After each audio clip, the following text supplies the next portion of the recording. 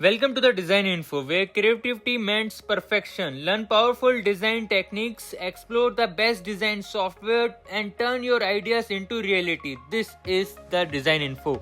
Ever tried using the trim command in Rhino 3D but nothing happens? Yeah, almost every beginner gets confused here. So let me explain it the easiest way possible. First of all, what is a cutting object? A cutting object is a simple the object Rhino used like a knife or a blade to cut the another object. For example, if one line crosses another line, that crossing line can cut the another line. Same with surfaces. If one surface touch another surface, you can use it to remove the extra area. Now let's actually use the trim command step by step. So select the line, curve or surface you want to use as the cutter.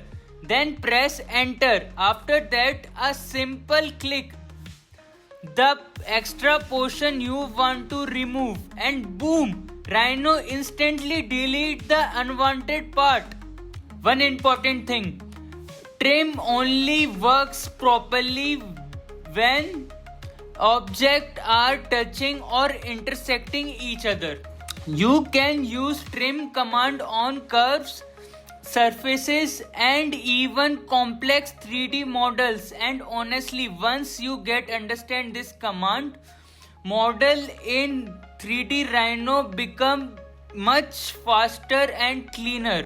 Thank you for watching the Design Info. Please like, share and subscribe for the more design tips and tutorials.